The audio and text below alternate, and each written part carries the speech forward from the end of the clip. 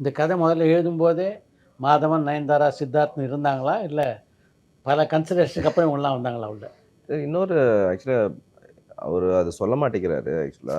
அ சில விஷயங்கள் வந்து இப்ப நான் ஒரு ப்ரொடியூசரா பண்ணும்போது, ஒரு ஆர்டிஸ்ட் வந்து அவங்க ஒரு வொர்க் ஃபார் ஹையர் நம்ம காசு குடுத்தோம் வந்து நடிச்சு போறோம் அப்படின்ற ஒரு மென்டாலிட்டில நெறைய பேர் வருவாங்க.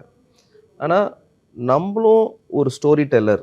ஒரு ஆக்டரும் ஒரு ஸ்டோரி டெல்லரா வர்றதுன்றது வந்து ரொம்ப இன்ட்ரஸ்டிங்கானது. ஏன்னா, கரெக்ட்.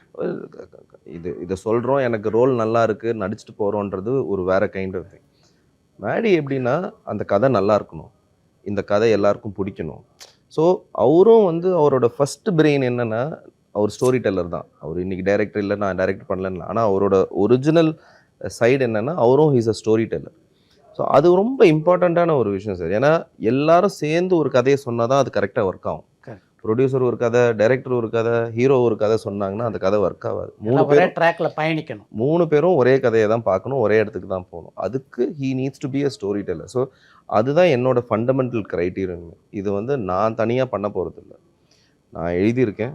அதுக்கப்புறம் I need actors who would fit the glove. ஒரு ஒரு ஹூ கை கேன் அது டெலிவர் உள்ள தட். போணும். அது போய் அவங்க அந்த க்ளவ் வந்து உயிர் குடுக்கணும் அந்த க்ளவுக்கு. நான் எழுதினது க்ளவ் தான். ஆனா கை உள்ள போணும். போய் அது குடுக்கறது எல்லாமே அவங்க தான் ஆக்சுவலா. ஸோ ஐ நீடட் அந்த பேஷனட்டா ஒர்க் பண்றவங்களோட தான் நான் ஒர்க் பண்ணணும் அப்படின்ட்டு